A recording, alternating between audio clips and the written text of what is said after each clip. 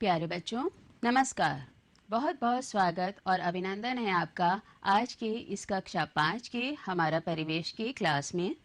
तो बच्चों, जल्दी से आप अपनी कक्षा 5 की हमारा परिवेश की किताब निकाल लीजिए और उसमें खोलिए पेज नंबर 83 अर्थात पेज नंबर 83।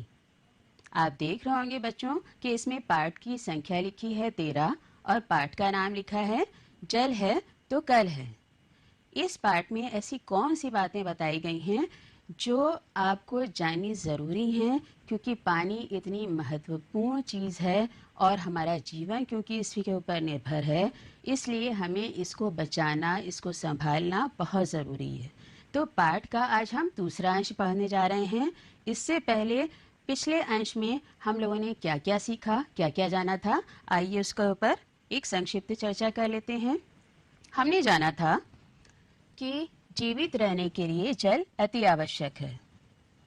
सभी जीव जंतु, चाहे हम और आप मनुष्य हैं, चाहे पशु पक्षी हैं और चाहे पेड़ पौधे हैं, सबको जीवित रहने के लिए पानी की ज़रूरत पड़ती है। बिना पानी के पेड़ पौधे भी जीवित नहीं रह सकते हैं, वो सूख जाते हैं। गर्मी के समय विभिन्न स्थलों पर पानी पिलाने की व्यवस्था की जाती है, जिसे प्याऊ कहते हैं। हम लोगों ने बात की थी कि गर्मी के समय सड़क के किनारे कुछ लोग बड़े बड़े घड़ों में या पानी की टंकी में या वाटर कूलर में शुद्ध साफ पीने का पानी रखते हैं, ताकि आने जाने वाले लोग, राहगीर और मुसाफिर प्यासे न रहें, उन्हें प्यास लगे तो वो पानी पी लें। इसके अलावा बच्चों, आपने देखा होगा कि आमतौर पर पीने के पानी की व्यवस्था सड़क के किनारे, bus station, railway station, hospitals, सार्वजनिक स्थान, petrol pump, schools, colleges, universities, इन जगहों पर भी पीने के पानी की व्यवस्था रहती है। ये व्यवस्था कैसे होती है? या तो वहाँ पर हैंड पाइप होता है, या तो वहाँ पर नल लगा होता है, और कुछ कुछ जगहों पर ठंडा पानी उपलब्ध हो इसके लिए कूलर की भी व्यवस्था रहती है, जहाँ पर लोगों को गर्मी के मौसम में साफ ठंडा पानी पीने को मिलता है।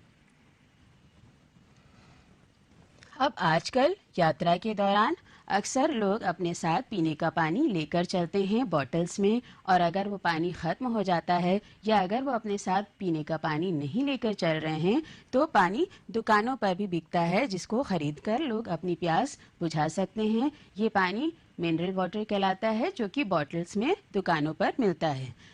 आज तो ये व्यवस्था है, आज भी पानी निःशुल्क मिलता है, लेकिन अब से कई 100 साल पहले भी उस वक्त की सरकार, चाहे वो राजा हों, सम्राट हों, बादशाह हों, जमींदार हों, नवाब हों, वो लोग क्या करते थे कि सड़कों के किनारे वो कुएं खुदवाते थे। इसके अलावा कुछ कुछ जगहों पर बड़े बड़े बर्तनों में पीने का साफ पानी ढक कर रखते थे, ताकि जो भी मुसाफिर, जो भी राहगीर, जो भी आने जाने वाले लोग वहाँ से गुजरें, तो अगर उन्हें प्यास लगी हो तो वो पानी पीकर अपनी प्यास को बुझा लें। और ध्यान रहे आपको कि ये व्यवस्था उस वक्त की सरकारों द्वारा, उस वक्त के लोगों के द्वारा निःशुल्क रहती थी, अर्थात उसके लिए कोई भी शुल्क, कोई भी पैसा नहीं लिया जाता था।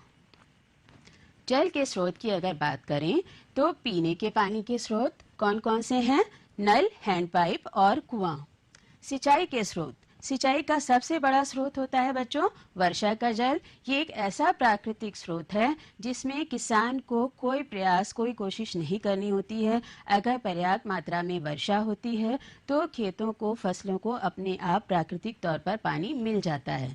लेकिन अगर वर्षा नहीं हुई या कम हुई और उस वक्त की फसल को, जैसे कि हम लोगों ने बात की थी कि निश्चित समय पर ही फसल को पानी की ज़रूरत होती है, और अगर वर्षा नहीं हुई तो फिर किसान दूसरे प्रयास करते हैं, दूसरे स्रोत, दूसरे साधन ढूंढते हैं, जिससे कि अपने खेतों की सिंचाई कर सकें। तो उसके लिए वो तालाब, नहर, नलकूप, जमीन के अंदर से भूमिगत जल को निकालने के लिए बिजली चलित पंप का इस्तेमाल करते हैं, और इस तरह से पानी निकालकर वो अपने खेतों की सिंचाई का काम करते हैं। जैसे कि आप यहाँ पर देख रहे हैं, नहर है, तो इसमें ये पानी बह रहा है, और इस तरह से ये पानी जो नहरें सरकार के द्वारा खुदवाई जाती हैं, वो भी इसीलिए होती हैं कि फसल के टाइम पर उन नहरों में पानी छोड़ा जाता है, और अगर किसान को खेत के लिए, फसल के लिए पानी की ज़रूरत है तो वह इन नहरों से पानी लेकर अपने खेतों की सिंचाई का काम कर लेता है। इसके अलावा बच्चों, हम लोगों ने बात की थी कि सिंचाई के हेतु फसल के लिए जो पानी की मात्रा होती है वो फसल के प्रकार पर निर्भर करती है। जैसे कि धान की फसल को अधिक पानी की ज़रूरत होती है। धान की फसल के समय खेत में पानी ज़्यादा भरा जाता है। वहीं अगर गेहूँ, चना, मटर, सरसों की फसल है तो उसको कम पानी की ज़रूरत होती है। इसके अलावा हम लोगों ने बात की थी कि ककड़ी, तरबूज, खरबूजा ये ऐसी फसलें हैं जिनको पानी के साथ तेज़ धूप की भी ज़रूरत होती है। जल के स्रोत, ये जल के स्रोत, हम उन स्रोतों की बात कर रहे हैं जिनसे कि सिंचाई का काम होता है। पहले ज़माने में क्या होता था कि पहले लोग नदियों, झीलों के अलावा तालाब और कुओं पर निर्भर थे। इनसे ये सिंचाई का काम करते थे। लेकिन अब आजकल वर्तमान समय में जल के क्या स्रोत हैं? आजकल लोग बिजली चलित मशीनों का अधिक प्रयोग कर रहे हैं और परंपरागत तौर तरीकों से दूर होते जा रहे हैं। परंपरागत तौर तरीके कौन से? ये जो ऊपर लिखे हुए हैं, जैसे कि नदी, झील, तालाब और कुआं, ये परंपरागत स्रोत थे जिनसे कि लोग खेतों में सिंचाई का काम करते थे। लेकिन आज का इंसान चाहता है कम वक्त में कम मेहनत करके वो ज़्यादा कमा ले।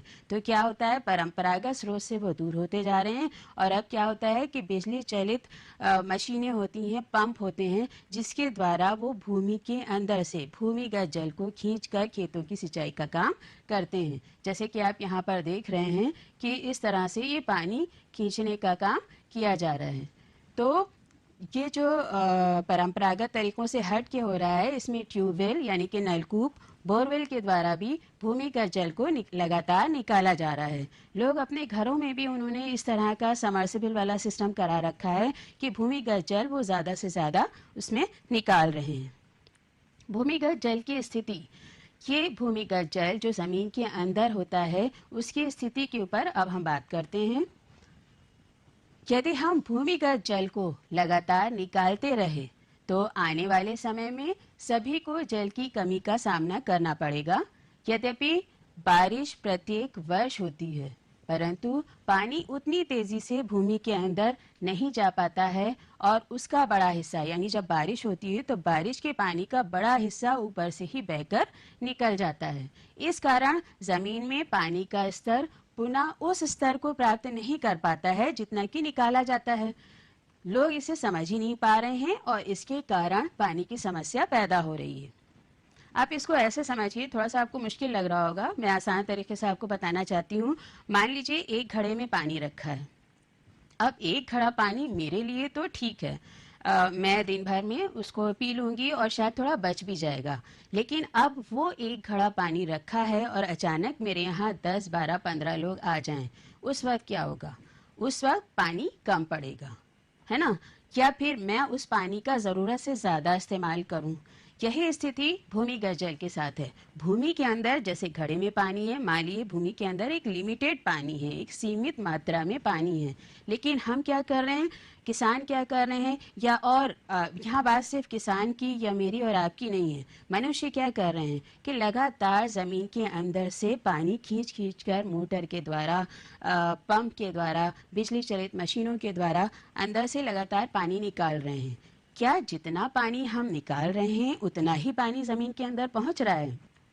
ये एक सवाल है, ये एक बहुत गंभीर मुद्दा है और सच्चाई ये है कि इतना पानी जो हम निकाल रहे हैं वो पानी उतना ज़मीन के अंदर नहीं पहुंच पा रहा है। बारिश होती है, कम पानी ज़मीन के अंदर पहुंचता है और ज़्यादा से ज़्यादा पानी बहकर निकल जाता है। तो पानी हम निकाल तो ज़्यादा रहे हैं, लेकिन उसके अंदर, ज़मीन के अंदर पानी उतना ज़्यादा नहीं पहुंच पा रहा है, जिसके बहुत गंभीर परिणाम आगे भुगतने को हमें मिल सकते हैं। तो हमें चाहिए कि हम भूमिगत जल को बचाएं, उसको व्यर्थ में नष्ट न करें। तो इसके लिए हमें क्या करना है? बचाने के लिए जल संरक्षण के तमाम तरह के उपाय अपनाने होंगे। जल संरक्षण यानी पानी जो भी हम खर्च कर रहे हैं उसे संभाल के खर्च करें, चाहे हमें अपने व्यक्तिगत उपयोग के हो या कृषि के उपयोग के लिए या औद्योगिक क्षेत्रों में। पानी जो भी है उसको खर्च करते वक्त हमें उसको संभाल के खर्च करना है। आजकल जल संरक्षण के कई तरीके अपनाए जा रहे हैं। हमें पारंपरिक तौर तरीकों को भी अपनाना होगा जिससे वर्षा का पानी एकत्र किया जा सके। यानी जो पुराने तरीके हैं उनको अगर हम अपनाएंगे तो जो बारिश का पानी है हम उसको इकट्ठा कर सकते हैं और भूमिगत जल में जो कमी हो रही है उसकी समस्या का समाधान हो सकता है। इसके लिए क्या करना होगा, जो पुराने तालाब और कुएं हैं उनको फिर से जीवित करना होगा। सरकार के द्वारा भी इसके लिए प्रयास किया जा रहा है। तालाबों को गहरा किया जा रहा है, उनकी सफाई की जा रही है ताकि बारिश का पानी उसमें इकट्ठा किया जा सके। इसके अलावा शहरी क्षेत्रों में लोगों को अपने घर की छत से बारिश का पानी जमा करने की व्यवस्था करनी होगी। अक्सर शहरों में क्या होता है कि पक्के घर होते हैं, सड़कें भी पक्की होती हैं, बारिश होती है और वो पानी बहकर नालियों के जरिए नालों में पहुंच जाता है। यानी वो पानी जो शुद्ध है, जो जमीन के अंदर जाए तो भूमिगत जल का जो स्रोत है, जो मात्रा है वो बढ़ सकती है। तो क्योंकि ये पानी बह के निकल जाता है तो ये व्यर्थ में नष्ट ही होता है। इसके अलावा अपने आसपास वर्षा के जल को जमीन के अंदर पहुंचाने का प्रयास भी करना होगा, जिसके लिए हम सबको मिलजुल कर जागरूक होना होगा। और इसके साथ जो भी जल हमारे पास है उसका सावधानी पूर्वक हम उपयोग कैसे करें, आइए इसको भी देखते हैं। क्योंकि बहुत से ऐसे काम हैं जाने अनजाने में हम पानी व्यर्थ में नष्ट करते हैं और हमें वो काम नहीं करने चाहिए। अगर हम ज़रा सी छोटी छोटी बातों पर भी ध्यान दें तो इस तरह से हम बहुत पानी बचा सकते हैं। तो इसमें सबसे पहले देखिए क्या लिखा है, जितने पानी की आवश्यकता हो उतना ही पानी लें। अगर हम पानी पीने के लिए ले रहे हैं तो अगर हमें प्यास लगी है 1 गिलास की तो हम ज़रूर 1 गिलास पानी उड़ेलें। लेकिन अगर हमें प्यास लगी है आधे गिलास की और हमने पूरा भर के पानी उड़ेला और आधा गिलास पानी पिया और बाकी का आधा गिलास फेंक दिया, तो ये सोचिए ये पानी व्यर्थ में ही तो नष्ट हुआ। तो ये सब छोटी छोटी चीज़ों का हमें ध्यान रखना है। पानी जितना हमें पीना है उतना ही लें। इसके अलावा अक्सर आपने देखा होगा कि मेहमान आते हैं तो क्या होता है कि कभी कभी हो जाता है गलती से कि ग्लास में भर भर के पानी रख दिया। अब हो सकता है उस वक्त मेहमान को प्यास ना लगी हो, तो इतना पानी जो आपने भर के रखा है वो कभी कभी व्यर्थ में नष्ट होता है, क्योंकि उन्होंने 2 घूंट पानी पिया और बाकी छोड़ दिया। अब वो बाकी बचा हुआ पानी तो जाहिर सी बात है झूठा पानी कोई नहीं पिएगा, और लोग क्या करते हैं अक्सर जाने अनजाने में वो पानी फेंक देते हैं। तो अगर ये जो हमने पानी पिया और उसका थोड़ा बचा है, या मेहमान ने पानी पिया है जो थोड़ा सा बचा हुआ पानी है, वो पानी व्यर्थ में फेंकने के बजाय अगर पेड़ पौधों में डाल दें तो वहाँ पर भी पानी की कम से कम बचत हो सकती है, क्योंकि इस तरह से हम पेड़ पौधों को भी पानी दे सकते हैं। नल को इस्तेमाल करने के बाद बंद कर दें। कई बार ऐसा होता है कि काम कर रहे हैं और कुछ काम किया और अरे अभी आके और करना है, तो उस चक्कर में नल बंद ना करना पड़े और फिर खोलना ना पड़े, उससे बचने के लिए लोग नल खुला छोड़ देते हैं। ये भी एक बहुत गलत आदत है, क्योंकि उतने कुछ सेकंड्स में भी बहुत पानी व्यर्थ में नष्ट हो जाता है। तो जब हमारा काम खत्म हो हम तुरंत नल बंद करें और जब काम शुरू करने जाएं तभी नल खोलें, यानी पानी व्यर्थ का नष्ट ना करें। इसके अलावा अगर नल इस तरह से टपक रहा है, रिस रहा है, तो आपका भी फर्ज बनता है कि आप अपने घर के बड़ों से कहें कि प्लम्बर को बुला के नल को ठीक कराएं, क्योंकि इस तरह से भी पानी काफ़ी मात्रा में नष्ट हो जाता है। इसके अलावा अक्सर आपने ध्यान दिया होगा कि लोग ब्रश कर रहे होते हैं, ब्रश कर रहे हैं और पानी बह रहा है। वो बच्चों एक बहुत गलत आदत है। आपको लगता होगा हो सकता है 2-3 लोटे ही बह रहा हो, लेकिन वो 2-3 लोटे भी कितने कीमती होते हैं। यानी जब हम ब्रश करें तो हम उस वक्त नल को बंद रखें। ब्रश कर लिया, अब आप मुंह धोने चलें, कुल्ला करने चले हैं, तभी आप नल को खोलें, उससे पहले आप नल को बंद रखें। इसके अलावा क्या होता है, अक्सर नहाने के समय भी लोग क्या होता है शावर का यूज़ करते हैं। अगर आप शावर का यूज़ करते हैं तो उसमें पानी ज़्यादा खर्च होता है, और शावर के बजाय अगर हम बाल्टी या डोंगे का इस्तेमाल करके नहाएंगे तो उसमें पानी कम खर्च होगा, और इस तरह से भी हम पानी की बचत कर सकते हैं। रसोई घर में बाल्टी या टब में बर्तन धोएं। अक्सर लोग क्या करते हैं, नल खुला है और उसके नीचे एक एक बर्तन धो रहे हैं, तो उससे क्या होता है पानी बहुत ज़्यादा व्यर्थ में नष्ट होता है। तो अगर हम बाल्टी या टब में बर्तन इकट्ठा करके धोएंगे तो उस पानी से दूसरा और तीसरा बर्तन अपने आप धुलता रहता है और उस स्थिति में पानी की बचत होती है, पानी कम खर्च होता है। अभी जैसे हम लोगों ने बात की थी बचा हुआ पानी, ग्लास में बचा हुआ पानी या बॉटल में बचा हुआ पानी या किसी मेहमान ने पानी छोड़ा है, वो बचा हुआ पानी अगर हम पौधों में डालते हैं तो इस तरह से भी पानी की बचत होती है। वो बचा हुआ पानी व्यर्थ में फेंकने के बजाय हमें उस पानी को पौधों में डाल देना चाहिए। फल सब्जी धोते वक्त उसके नीचे अगर हम एक कोई बर्तन रख लें और फल धोया और सब्जी धोई तो उसका बचा हुआ पानी भी हम पौधों में डाल सकते हैं और इस तरह से भी पानी की बचत कर सकते हैं। इसके अलावा तालाबों, नदियों एवं कुएं के जल को दूषित ना करें, उसमें कचरा ना फेंकें। कचरा फेंकने के अलावा भी कुछ गलत काम मैंने खुद देखा है और हो सकता है आपने भी देखा हो कि कुछ गलत काम किए जाते हैं। जैसे कुछ लोग तालाब या नदी के किनारे जाकर कपड़े धोते हैं। कुछ लोग क्या करते हैं, अपने पशुओं को, अपने पालतू पशुओं को तालाब या नदी के पानी से नहलाने का काम करते हैं। कुछ लोग खुद भी नहाते हैं और कुछ लोग और बहुत महान होते हैं जो नदी या तालाब के किनारे जाके शौच करते हैं और उस पानी को बहुत ज़्यादा प्रदूषित कर देते हैं। तो चाहे कपड़े धोना हो, चाहे नहाना हो, चाहे पशुओं को नहलाना हो, चाहे शौच करना हो, उससे तालाब और नदी का पानी प्रदूषित होता है। वहाँ पे आप कचरा फेंकेंगे, वो पानी दूषित हो जाएगा। दूषित का मतलब खराब हो जाएगा, वो पानी पीने योग्य नहीं होगा। तो आप आज से बच्चों इस चीज़ का ध्यान रखिएगा, अपने घर के बड़ों को बताइएगा, अपने दोस्तों को भी बताइएगा, आस पड़ोस वालों को भी बताइएगा कि इन तरह के कार्यों को ना करें, जैसे कपड़े धोना या अपने पशुओं को नहलाना, खुद नहाना या तालाब या नदी के किनारे शौच करना या वहाँ पर कचरा फेंकना। इस तरह के कामों को करने से नदी और तालाब का जल दूषित हो जाता है और वो पीने योग्य नहीं होता है। तो ये सब वो सावधानियां हैं जो अगर हम करें, जिनको हम अगर अपने जीवन में अपनाएं तो हम पानी को काफ़ी मात्रा में बचा सकते हैं। ये सब वो तरीके हैं, ये सब वो सावधानियां हैं जिनका हमें अपने दैनिक जीवन में रोज़ उपयोग करना चाहिए। अगर हम किसी को पानी का दुरुपयोग करते हुए देखें तो हमें उन्हें रोकना चाहिए। सड़क पर चलते हुए अगर नल खुला हुआ देखें तो बस कुछ सेकंड्स लगते हैं, आप नल को बंद कर दीजिए, तो वहाँ पर भी आप पानी का दुरुपयोग रोक सकते हैं। सिंचाई के समय पानी की बचत कैसे करें? अभी जैसे मैंने बताया कि घर में बॉटल में या ग्लास में बचा हुआ पानी आप अपने घर में लगे पेड़ पौधों में डाल दीजिए। इसके अलावा जो फल और सब्जियां धो रहे हैं उसका बचा हुआ पानी घर में लगे पेड़ पौधों में डाल दीजिए। लेकिन सिंचाई के लिए हम क्या करें? सिंचाई के लिए भी कुछ उपाय ऐसे हैं जिनको अपनाकर हम पानी की बचत कर सकते हैं, किसान पानी की बचत कर सकते हैं।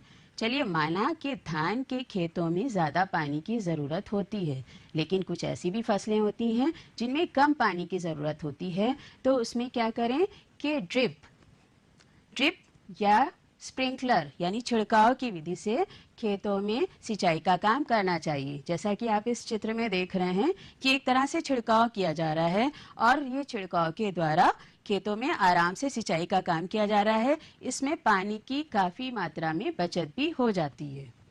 तो जल संरक्षण को लेकर सभी को जागरूक होना चाहिए। ये सब लोगों के एकजुट प्रयास से ही संभव है। आप इस क्लास में जब आपको बताया जा रहा है, अब आप जागरूक हो गए हैं। अगर कोई भी बड़े को, किसी भी अपने दोस्त को या किसी भी मिलने जुलने वाले को आप जल व्यर्थ में नष्ट करते हुए देखें तो मैं उम्मीद करूंगी कि आप उनको ज़रूर सचेत करेंगे, आप उनको जल को व्यर्थ में नष्ट करने से ज़रूर रोकिएगा। भूमिगत जल की कमी के कारण। भूमिगत जल अर्थात जमीन के अंदर जो पानी है उसकी कमी के क्या क्या कारण हैं? सबसे पहला कारण है जनसंख्या वृद्धि। आबादी लगातार बढ़ रही है और पानी का स्रोत सीमित है।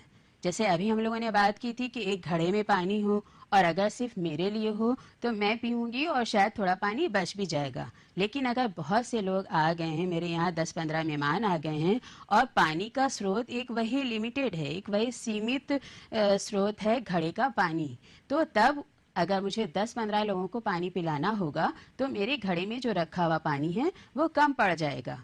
तो यही स्थिति आजकल हो रही है कि भूमिगत जल, जमीन के अंदर पानी सीमित मात्रा में है, लेकिन जनसंख्या, आबादी बढ़ती जा रही है, लोगों की संख्या बढ़ती जा रही है। हर इंसान को पानी की ज़रूरत है पीने के लिए और अपने दूसरे कामों को करने के लिए। तो जनसंख्या बढ़ रही है, सीमित स्रोत हैं, इसलिए भूमिगत जल की कमी हो रही है। दूसरी चीज़ है सिंचाई और औद्योगिक कार्यों के लिए मशीनों का प्रयोग करने से। अक्सर क्या होता है कि किसान सिंचाई के लिए जो मोटे मोटे पाइप लगा देते हैं और बिजली चलित पंप से ढेरों पानी निकलता है, खेतों में डाला जाता है, या औद्योगिक कार्यों में भी बेइंतहा पानी का इस्तेमाल किया जाता है, संभाल के पानी खर्च नहीं किया जाता है। इससे भी भूमिगत जल की कमी हो रही है, यानी ये भी एक कारण है भूमिगत जल की कमी का। इसके अलावा तालाबों, पोखरों जैसे जल के प्राचीन साधनों का रखरखाव न होने से। जो हमारे देश के प्राचीन साधन हैं जैसे तालाब और पोखर इत्यादि, इनका भी पूरी तरह से रखरखाव नहीं हो रहा है। जो जनता है वो उसके लिए सचेत नहीं है, तो इस कारण से भी भूमिगत जल की कमी होती जा रही है। घरेलू कार्यों के लिए पंप से जमीन के अंदर से अधिक पानी निकालने से लोग आजकल क्या होता है कि अपने घरों में भी समरसेबल लगाए हुए हैं और जमीन के अंदर से पानी खींच खींच कर निकाल रहे हैं और बहुत ज्यादा पानी का अपव्यय कर रहे हैं। एक और कारण है वर्षा के जल को एकत्र न करना, यानी बारिश का पानी इकट्ठा न करने की भी समस्या है, जिसके कारण से भूमिगत जल की कमी हो रही है। ये आपको अपने घर से करना है। मैं प्रश्न पढ़े दे रही हूँ और क्योंकि पाठ में आपको ये सब बातें समझ में आ गई होंगी। भूमिगत जल की कमी के कारण लिखिए। भूमिगत जल की पुनर्भरण की विधियां कौन कौन सी हैं? जल का सावधानी पूर्वक उपयोग करके हम जल का बचाव कैसे कर सकते हैं, इसकी आपको सूची बनानी है। और जल संरक्षण पर स्लोगन लिखना है। जैसे कि अभी एक स्लोगन मैंने लिखा हुआ दिखाया, एक और स्लोगन आप देख लीजिए। इस तरह से भी आप लिख सकते हैं, पानी बचाओ, पानी है अनमोल, ना बहने दो पानी को, जानो इसका मोल। तो इस तरह के स्लोगन्स आप भी बनाइए और अपने क्लासरूम्स में इसको लगाइए। इसके अलावा एक और स्लोगन देखिए, ये इंग्लिश में है, सेव वाटर यानी पानी बचाओ, it will save you later, यानी अगर आप अभी पानी बचाएंगे तो आगे चलकर पानी आपको भी बचाएगा, क्योंकि आपको, हमको, सबको पता है कि पानी जीवन के लिए अति आवश्यक है। तो बच्चों, आज का ये पाठ आपको कैसा लगा? उम्मीद करती हूँ आपको हर बात समझ में आ गई होगी और आगे से आप पानी बचाने का पूरा प्रयास करेंगे। तो बच्चों, अगले क्लास में आपसे फिर मुलाकात होगी। तब तक के लिए आपको ढेर सारा प्यार, आशीर्वाद और शुभकामनाएं। धन्यवाद।